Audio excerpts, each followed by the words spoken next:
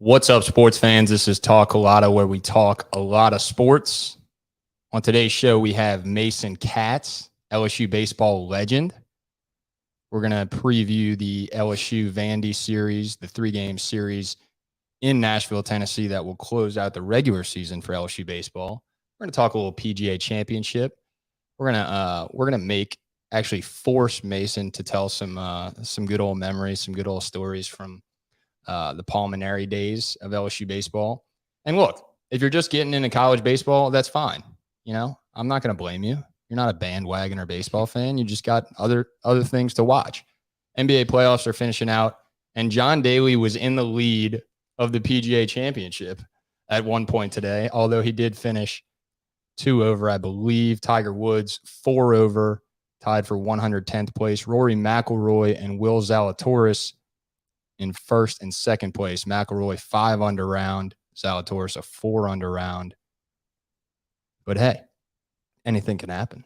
Anything. John Daly, baby. Let's do it. All right. This is Talk Culotta, presented by Boot Crew Media and Helm Paint and Decorating. And we also want to give some love to our friends over at Bear Law. We're going to get started with Mason Katz in 3, 2, 1. Here we go. At Bear Law LLC, we have the privilege of representing victims and survivors that are oftentimes involved in catastrophic incidents that affect their lives. If anyone looking for a personal and loving relationship with law, I would choose Bear Law.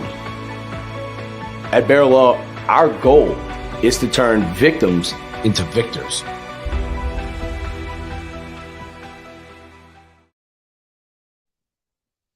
All right, legend, how we doing?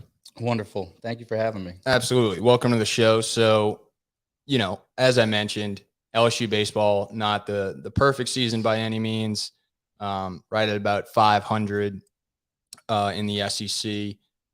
Looking, ahead to a series that starts in 1 hour, right?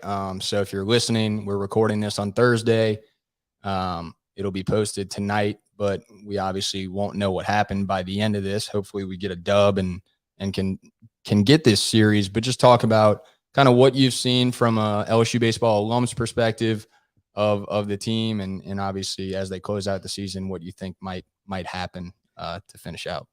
Yeah, it hasn't gone, I guess, as we hoped totally, but you never know. Anything, I guess, can happen. They can hit. It's hard. It's hard to win or go far when you really kind of have an average pitching season with pretty bad defense. Yep. And you got to do one or the other decent. And they just really haven't had it. They can hit. They got some stars. Jacob Berry, Dylan Cruz, those guys can really hit. I know they're going to be both probably top 10 picks in the draft this year and next year. And anything can happen in the postseason. Maybe a pitcher or two will get hot. Mm-hmm. They really hopefully can win this series and go to the SEC tournament on a little bit of a roll and kind of put together a few big wins. But overall, it hasn't gone how they wanted. They were in the top 25, and I just checked the updated rankings. They're sitting at 34 right now in the nation. What give kind of maybe, again, fans who are kind of just getting into college baseball the perspective of what it takes to just earn a spot in a regional? Because I think that's always kind of the complicated thing. Even if you're an MLB or a college baseball fan, it's kind of like, okay, what does it take to get, obviously getting an SEC tournament win guarantees the host spot, but just kind of break that down of, just people getting into it. Yeah, it's right now, especially where the team is, they're kind of in a spot to where they need to show something. If they go and have a bad weekend, get swept by Vandy and go straight out of the SEC tournament, they're going to put the committee at a question to play postseason, I think. But, go out and put a few wins together, make around, like you said, if you win the SEC tournament, you automatically, if they go do that, they may find a way into a top 16 and from the outside looking in. But what about like the hosting? So Give kind of an example of what it takes to host a regional or a super regional. Well, I was a part of both. We Yeah. hosted and had to go on the road and play UCLA. It's always, especially being at LSU, it's way better to host. The fans are the best. It's a tough atmosphere. Alex Box. It's a tough atmosphere for anybody to come into. If you have a chance to host, you really got to try to do anything. You really have to put on a show in this spot they're in. They have to really maybe go sweep Vandy and make a run in the SEC tournament, and they maybe have an outside chance, but it's hard to go on the road. Yeah, no doubt. Let me ask you this. The coolest kind of memory, I want to get more into, the Vandy series a little bit and just this team and kind of your perspective as an LSU baseball alum and just the history of, since 2010 to 2013, you were a part of those seasons, and obviously the run to the College World Series, in Omaha, your senior season, which was incredible. The whole squad y'all had there was, really hard to beat. Good. But just out of curiosity, I'm going to play this, and then I'm going to ask you the question of how many times have you seen this video? One pitch. Foul tipped. Mason Katz behind his back picks it out of the air. 4-strike glove work and a big-time smile as he came up with found goal. Leaping Katz. It's 4-3, though. Saints have the lead after 5 on the Saints broadcast network. Unlimited number. I can't.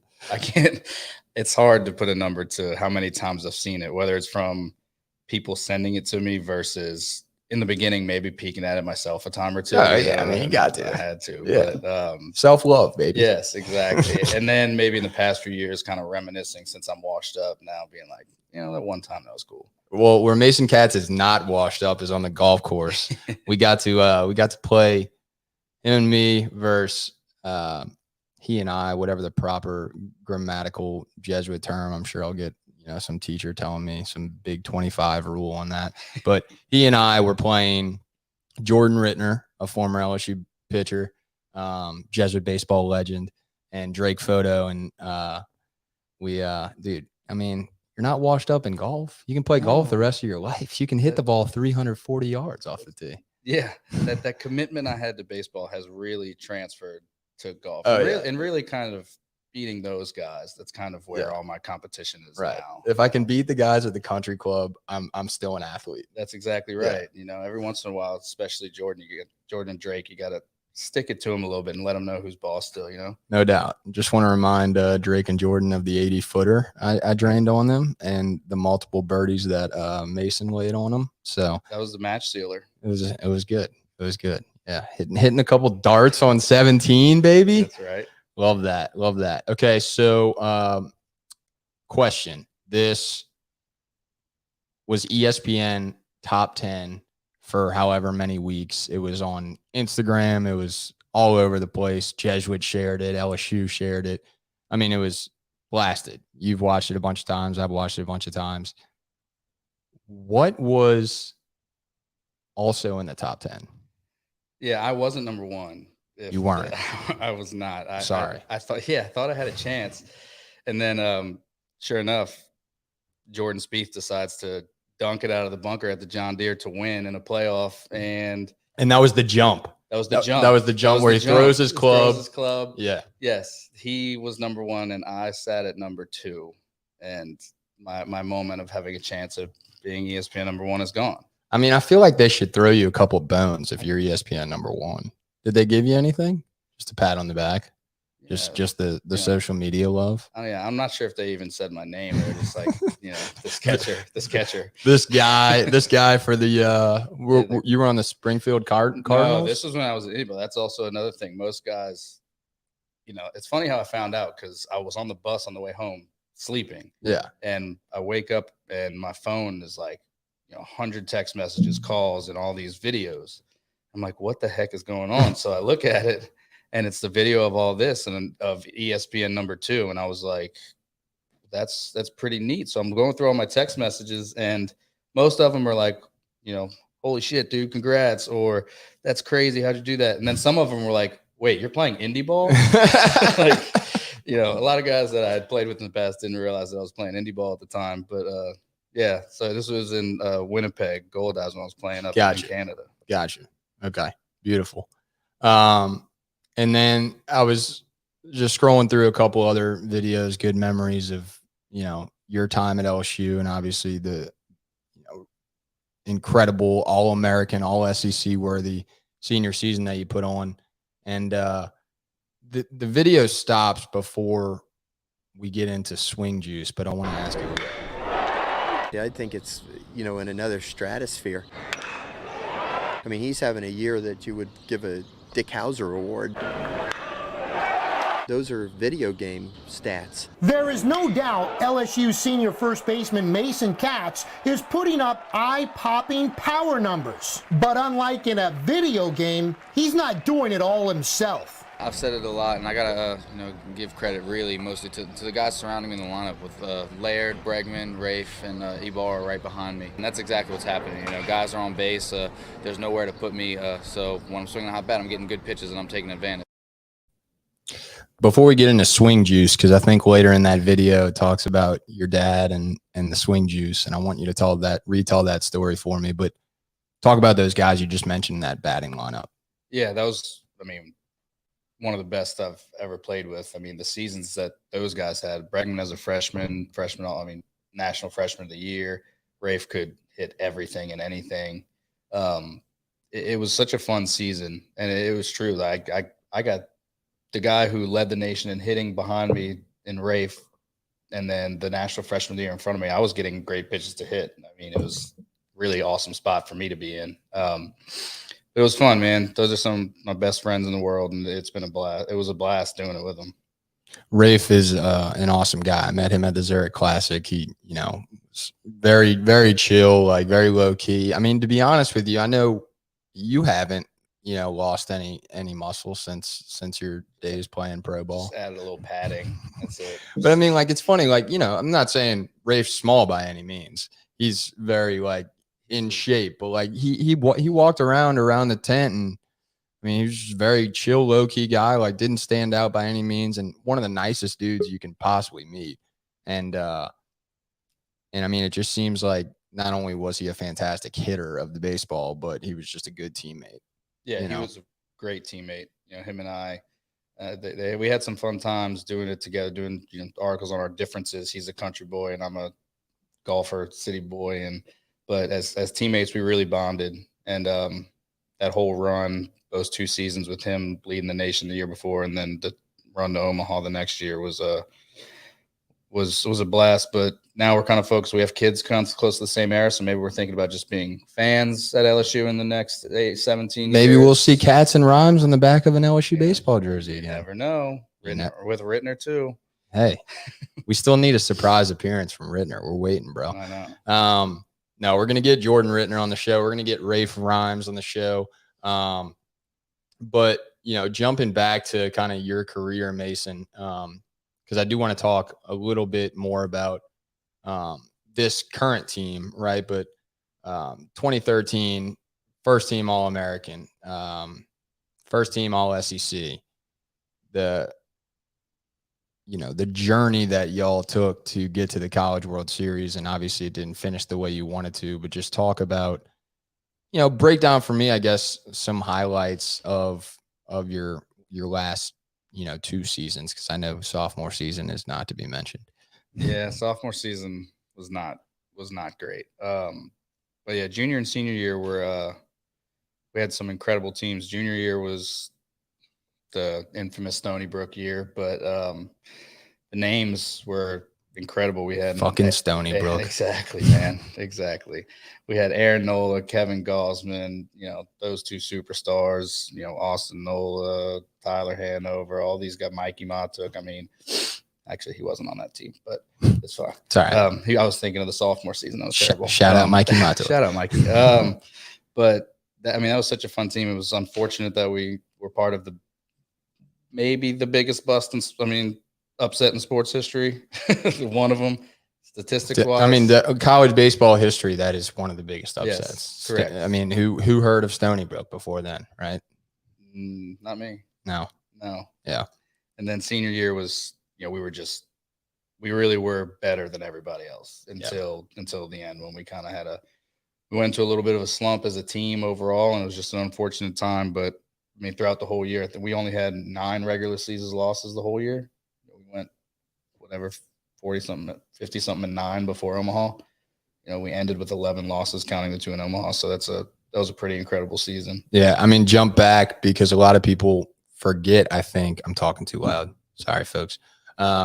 Jump back to freshman year, because I think a lot of people forget that, if you go check Mason Katz LSU baseball stats, there's not a lot there freshman year, but I think a lot of people forget that you became a starter late in the season. I did. I started 2 games in the middle of the year at Auburn, and then SEC tournament rolls around and some things happened. And right before, about 5 minutes before game time, Coach Maneri came up and was just like, "Hey, by the way, you're in there." And I was like, "All right, it's against number 1 Florida." I'm like, "Okay, I'm not about to cry or anything." Right. Yeah. And I actually had a really good series, and it was we won the SEC tournament as the last seed in the tournament, and ended up getting our playoff spot. Got knocked out by UCLA, Trevor Bauer and Garrett Cole on that team. That wasn't very fun. But how crucial is that to, take advantage of that first opportunity? It was such I think you probably would have started sophomore and beyond, no matter what, but just that first start against such a big team. Well, not a lot of people know this, but I actually, if that wouldn't have happened, I might have left. Really? Yeah. Is this a first time mention? Have you told any other media besides me? Probably not. Yes. We had inside scoop, baby. Yeah. Get your ice cream ready. We had some things going on that, things weren't going well. And if that wouldn't have happened, and he wouldn't have thrown me in that SEC tournament, and if I wouldn't have played the rest of the year, there's a chance I was transferring. Really? Yeah. Can I ask who you were talking to or thinking about? Or was it just, I think I want to move on? It was kind of in its infancy thoughts, because it was right before that certain things were going on that I didn't, that I was just kind of like, maybe I should leave. Whether I didn't decide yet if I wanted to transfer to another D1 school that recruited me out of high school, or if I wanted to maybe go JUCO. But the thought was real in my mind. Yeah. Wow. It was Jordan Rittner leaving, wasn't it? It was. You were like, you know what, Jay Ritt, let's go to Stony Brook. Yeah, right. Speaking of which, I did want to ask you, were there any, and again, excuse me for not being the most talented baseball reporter in the world. Obviously, if you've listened to the show, we've had every sport we could possibly cover. Still reaching out to some pro soccer players. I got to get your boy Patrick Mullins on. Yeah. Talk about Jesuit legends. Right. But baseball, we had Will Clark on. We had Andrew Mitchell from Auburn, who's still playing minor league ball. But Stony Brook, I didn't do my research here. Was there anybody who came out of there that is a star? Yeah, Jankowski has been in the big leagues for the last few years. Okay, so they have players in the big leagues from that team. I think he was the only one that made it. But I played that year. I think they had, from that team, they had maybe 11 guys drafted. Like, they were actually very good. It's just nobody had ever heard of them. That's why they went and beat who they beat in the regional. And they had a really, really good lineup. Pitching wise, they were okay. We just didn't, hit well enough. But lineup wise, they were actually that week that we played them, I'll tell you that was like one of the best offensive week I've seen a team have. And it was against Gosman and Nola. And they were hitting out their shoes. Yeah. I remember vividly, Kevin would come in the dugout, Gosman, and he'd be like, I can't strike them out. They keep fouling everything off. Like, they wouldn't give up. It was an incredible offensive performance that they put on. Gosman's throwing 95 with a nasty changeup, and they're just fouling everything off. We had serious pitchers that year too. Yeah. Gosman, Nola, Eads. I was about to say Aaron Nola. Yeah. I saw that picture of Aaron and Austin on Instagram. I think they just played each other, maybe? Yeah, they just played each other. If they're not right now, the last couple of days. Yeah. So fun fact that I don't think a lot of people know about, which I find very interesting, and this question is brought to you by Helm Paint and the Out the Box pod here at Boot Crew Media, because John Wallace, we were listening to him a little bit before.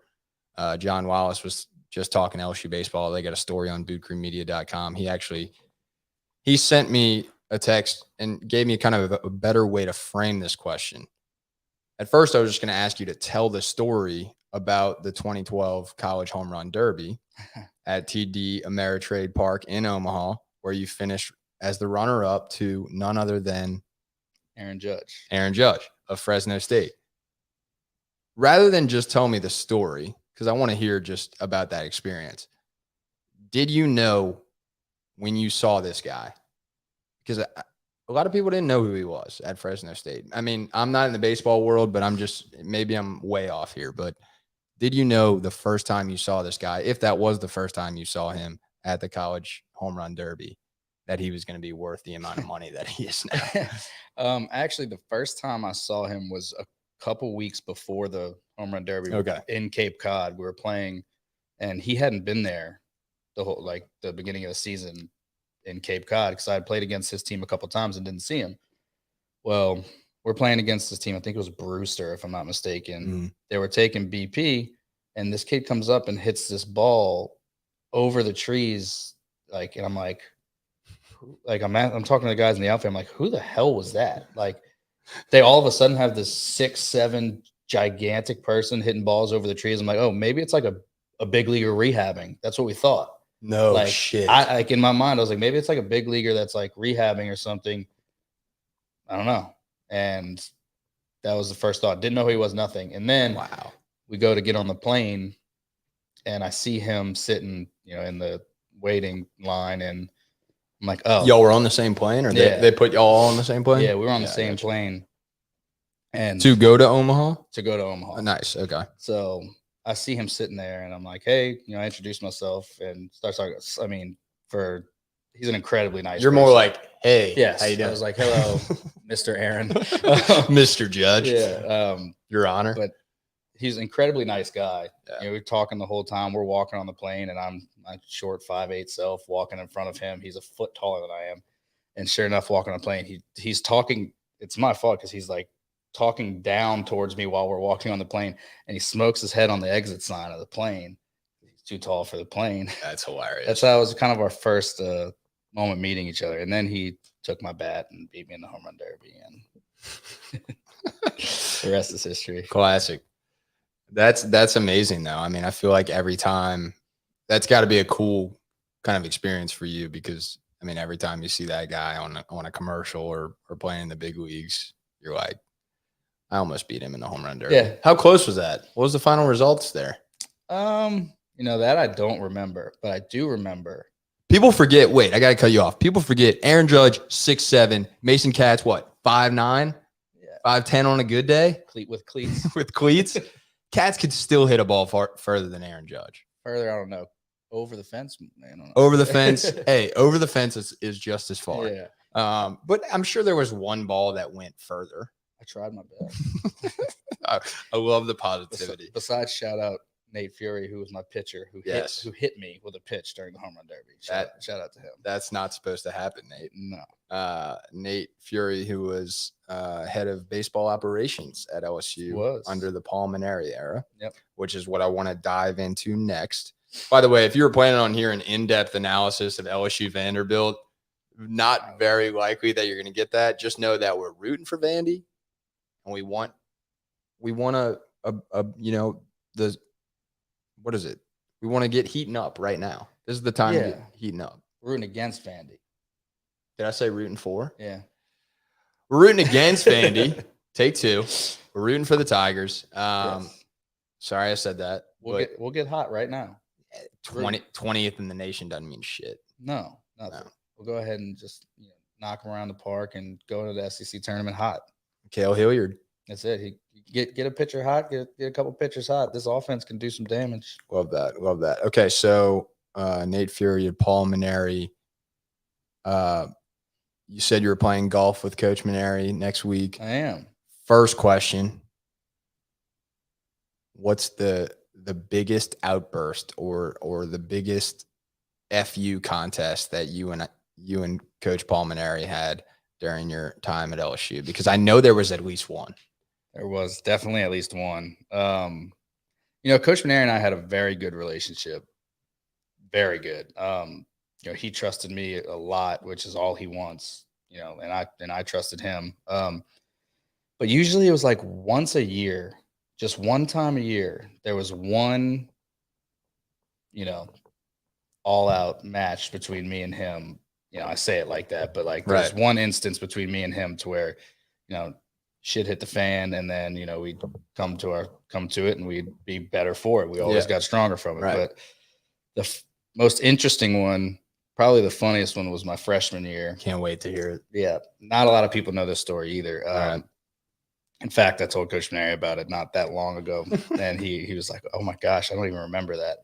So, freshman year, I like he said earlier, I didn't play a ton, but I had my moments. So Coach Maneri gives me a random start against Auburn. Right. My first college start ever against Auburn, against a good guy who's a pretty good pitcher. And we were kind of on a little bit of a skid, but we had been a very good team early. So he gives me the start. We had a couple injuries, so we needed a spot in the outfield. And finally he's like, "All right, you're starting." I'm all excited, right? At Auburn. So we go, game one. We had been on a skid. We put up like 14 runs. My first at bat as a starter was bases loaded. I hit a 2 RBI single up the middle. Went 1 for 4. Things were good. We won. We had lost I think we had lost a few in a row there. Right. So we leave, come back the next day, and I'm not starting. And we lose. And I was upset. I was like, the team kind of needed a spark. I thought I gave it to him. And Coach Maneri is a matchup guy. So maybe he didn't like it and I didn't start. Yeah. Well, we lost. So we get on the bus, and Coach Maneri, in the outfield after the game, Coach Maneri kind of tore into the whole team. Just ripped us a new one, And there wasn't really a conversation with Coach Maneri before the game about the fact that you weren't starting. No, I just walked up to the lineup card and I wasn't in it. Right. So, okay. So he's ripping into the team, tearing into us in the outfield. We're kind of like, shit, it's bad. Yeah, we're down. So he's serious. Yeah, he's not fucking he's around. Scary. He's scary when he gets mad. So we get on the bus, and Coach Maneri walks on after the whole team's on the bus, and he's like, "Listen, guys, I apologize. I shouldn't have done that. I'm sorry. I got a little heated. I just care, and we can do a lot of things better, and so on and so forth." So at the end of that, he's like, "Hey, I just want to make sure, like, is anybody mad at me or anything?" I thought it was. I was mad at him for not starting me, and we lost, and I thought I provided a spark. But also, I thought it was kind of one of those situations where kind of people were raising their hand. I was sitting in the front row, so I didn't know. So I raised my hand. Okay. I'm the only person on the team that raised their hand and said they were still mad at Coach Maneri. So he just looks at me and he goes, "Okay," and sits down. I'm like, "Fuck, I'm gone." Like I'm going to be kicked off the team or something. So he posed the question as, "Is anybody still upset with me?" Right. And After you were the only person on the bus as a freshman who started one game. That raised my hand. Hilarious. And are you like sitting in the front of the bus to where like you don't even know if anybody's behind you? The whole team. I'm the first seat. The whole team's behind me. So. Oh my goodness. That's one of those moments you're like. I looked back and I was like, "Oh, what did I do?" And he looks and he's like, "Okay." Okay. And so what was the follow-up conversation from that? So we get back to the hotel and he texts me, and we had bad reception at our hotel. So he texts me and says, "Come to my room." And go to your room. It's worse. Come to my room. Like, oh shit.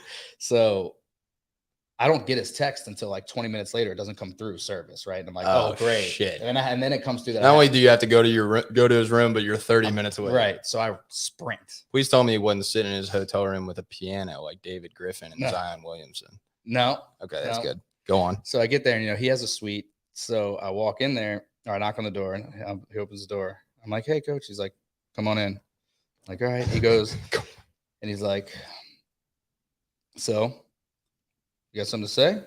I was like, he sits down. He has the couch in his suite, and he sits on the side, and he's like, "Come on." come talk to me. Tell me why you're mad at me. Oh shit. And Siri just straight like, face as an arrow. like mad. Yeah. So pissed. So I go, he's sitting on the couch here. So I come to sit on this side of the couch to talk to him. I'm like, well, coach. And I started, he goes, don't you fucking sit down. I'm like, oh shit. I'm like, oh no. And I'm like, he goes, come on, be a man and tell me why you're mad at me. So you're just standing up looking at him while he sits down. Yeah. As a freshman. As a little freshman, scared out of my mind. So I'm like, listen, coach, we've been on a little skid. You started me.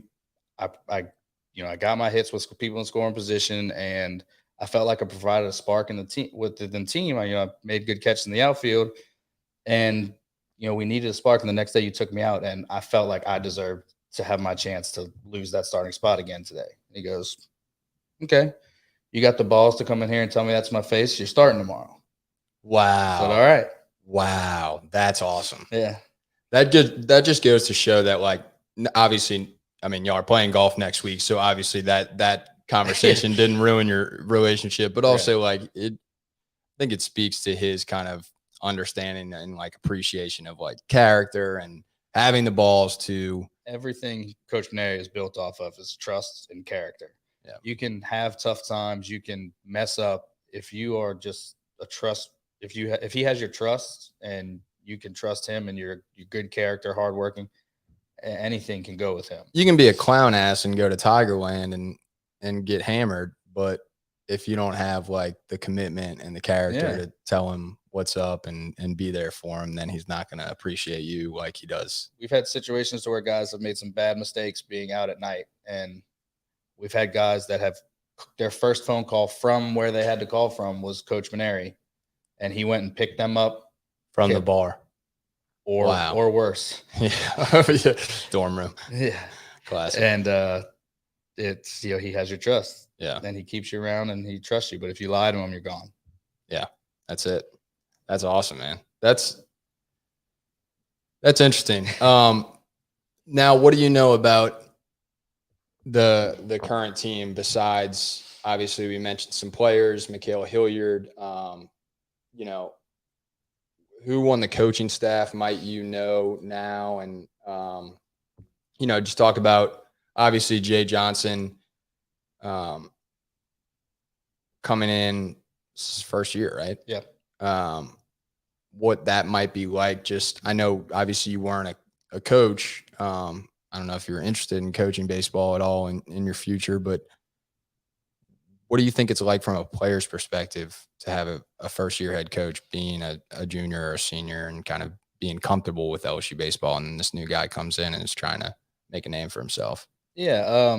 Coach-wise, I think they turned over pretty much the whole staff. I don't think besides the trainer Corey and strength coach. I don't think no coaches left, but for a player, I mean, it's got to be hard. You're recruited by Maneri, you go up through him, and somebody comes in and really changes how things are run. But Coach Maneri was ready. I think it was time, and he was ready. And I really liked the Jay Johnson hire. I did. I know we have very loyal and passionate fans, so I know this year hasn't been as smooth as they probably wanted, and they probably are going to jump a little quick, but you got to give him time. Yeah. He brought a couple of his guys over, but I think a guy like him, I think personally it said a lot that a coach came from Arizona to here and his superstar transferred with him. Like, it says a lot that he trusted him, and so I think it's a good hire. You got to give him a chance to get his own recruits in, things like that. But it's patience is tough when you're rooting on a team and you expect every year that it's pretty much Omaha or bust. But I think you got to give him some time. The Tigers 34-18 on the season, 14-13 in the SEC, and Vanderbilt 35-16, 14-13 in the SEC. Why does it say number 20 LSU Tigers? Because I thought we moved that. I don't think that's updated, probably. Okay. Yeah, because I think we are 34, and Vandy is number 20, ironically. So Vandy took our number. But LSU has a 58-47 series edge over Vandy. Tonight's game will mark the 106th meeting between the schools in a series that began in 1954. And that brings me to the question of just LSU baseball history. Who kind of have you met as far as that fraternity, that alumni base that, you still keep in touch with, or maybe it was older guys that you met at some type of reunion or homecoming event that, you just admire and that kind of like helped you be who you are, as a baseball player? Skip, number one, he's always around in the dugout all the time, leaves an impression on everybody. Yeah. Got to talk to Ben McDonald a lot just because, he, did some of our games while I was there, and he comes around down there, and excuse me. Eddie Furness was like a huge, I think he's one of the best of all time, if not the best hitter at LSU of all time. So you got to meet him. I have gotten to meet him. They did a reunion for their year, and got to meet him. Todd Walker. Got to play ping pong with him one time. He's a really nice guy. Who won? I don't lose. I'm just kidding. Classic. No, we just messed around in the players' lounge. But I think guys close to my age, like DJ LeMahieu, really good guy. Yeah. And then all my boys I still play golf with, like Mike Hollander, Sean Ochenko, Mikey, Jordan Rittner, legend. Jordan Rittner, legend. Of course. The greatest sock wearing individual you can find. Didn't he just like rock he had the high stirrups? Yeah. And that was just not a thing in that era, but Jordan was like, no, I'm doing it. He's just your out the box lefty. Yeah. Love it. Let's close out here with a little banter about this team. So you mentioned Jacob Berry, Dylan Cruz, Berry leading the way with a 378 batting average. Cruz, Trey Morgan, Tyler McManus, Gavin Dugas, Josh Pearson, all kind of floating around the 300 batting average. But we've had some injuries. We've had Cade Beloso kind of not, have the season I think he wanted. Just from the outside looking in, what kind of needs to happen? I know you mentioned it earlier. Pitchers need to get hot. What needs to happen for us to, salvage maybe an SEC tournament win and make a run this year? Yeah, definitely pitchers need to get hot. I mean, they've kind of shown throughout the year that consistently they're not going to be, that great of a pitching staff. But at any time, guys have good runs and bad runs. If you can get a couple starters to have good runs with that offense, maybe if Gavin Dugas can get healthy, I'm not sure his status, but, he's a stud too. If he can get healthy, that just adds another super big threat to that lineup. And when you have Berry and Cruz, that, I'm sure will be both top 10 picks, and then Trey Morgan, who can hit everything. And so he's, surprisingly defense wise, he's one of the better defensive first basemen I've seen. And, they need to up their defense and get some pitchers hot. Anything can happen at this point in the season. We've seen it before. You've been on the upside of it and the downside of it when teams get hot. If you're a gambling man, there's no reason to just say automatically like Vandy's going to win this series. No. By any means. No, not at all. I mean, I know earlier in the year I believe we went to Georgia, who was ranked in the top 20, and, we took 2 or 3 out on the road at their place. So in fact, I think if we were in Alex Box Stadium, LSU, Baton Rouge, Louisiana bettors would probably be betting on LSU because they probably still wouldn't even be favorited. Right. To get the money line push. But no, I mean, I'm excited about watching this series. It starts in 30 minutes. And last question for you, Mace. I appreciate the time. Of course. I'm gonna show you this phone here. Tell me what that is. You got my walkout songs, huh? Yeah. Oh, I want to know the reason behind your walkout songs. Can you read them out for me and tell me a reason? If it was just like it was just what the cool kids listened to at that time, or was there like part of a lyric or an artist that you were, looking for to get motivation? Usually it wasn't my own decision. Like freshman year, Poppin' for Pimp was Matt Gode. Shout out Matt Gode. I was about to say, well, how does that work? The upperclassmen just Matt Gode. choose it for the you? one I wanted, Matt Gode had, and do you remember what it was? I Got It by Gorilla Zoe. Nice. Yes. Okay. Shout out Nate and Jordan on that one. But yeah, so Matt Gode ended up picking it for me for that one. Play That Funky Music. I don't remember why I chose. You that had one. Play That Funky Music White Boy your sophomore year. I did, and that's why sophomore season maybe wasn't. Maybe that's why we didn't make the postseason. Yeah, probably so. All right. Freak Nasty, The Dip. That was a good one. I really enjoyed that one.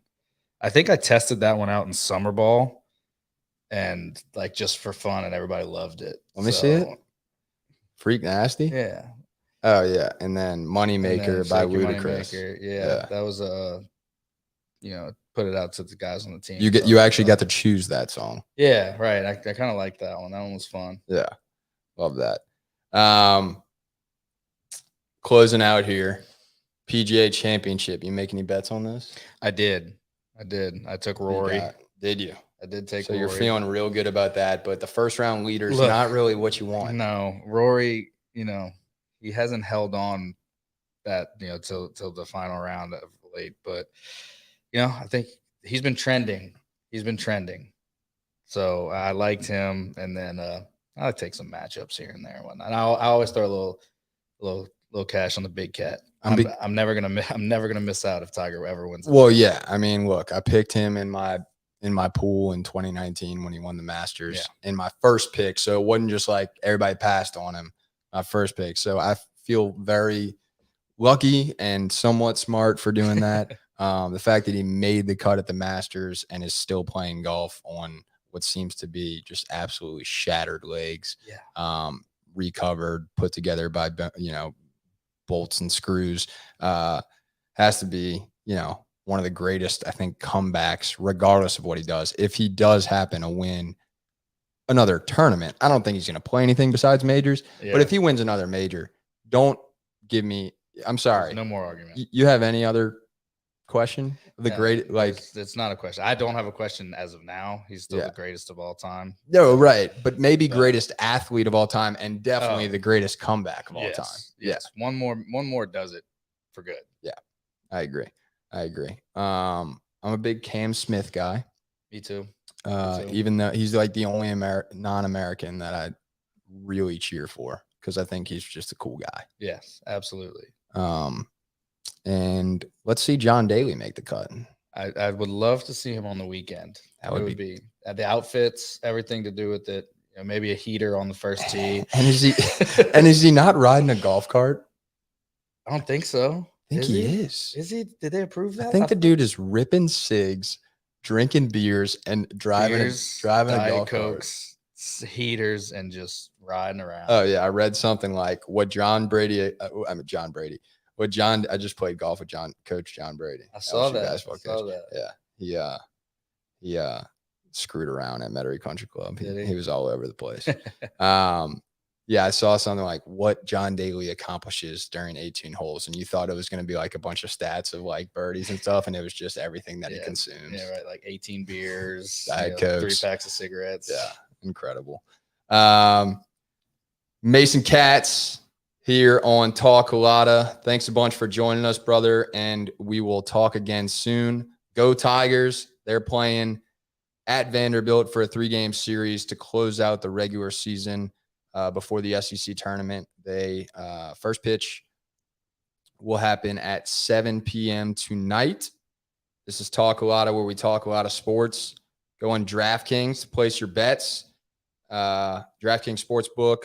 Use the code BOOT. That's BOOT. Deposit $5. Get 100 free play. Again, that code is BOOT. And it's time for me to get a haircut, and I'm going to go to H2O Salon and Spa in Metairie. Offices, locations in Metairie and Mandeville. You can go to the Metairie location, get a nice massage, or if you need a haircut, they'll hook you up. Mention Talk Culotta for $10 off your first experience. Any last words? Any last shout outs from the baseball legend? Thank you for having me. Been a long time waiting. We'll do it again anytime, man. You know who was going to make a surprise appearance? I did reach out to Rafe, but we're going to get him on the show. You know who's going to make a surprise appearance? Who? Nate Fury. Was he? He was, but he couldn't because he's got some meetings. Yeah. But we're going to, I promise you this, we're going to do one more very soon. You, Jordan and Mason, you, Jordan and Nate, maybe Rafe Rhymes. We're going to make it happen. Good. That's typical Nate, you know. We're going to play golf. Can't make it. You know. Nate Fury, this one's for you, baby. This is Talk Culotta. I'm Jack Culotta. And for Mason, go Tigers. And we are signing out. Go Tigers. Peace and love. Thanks again, brother. Cheers.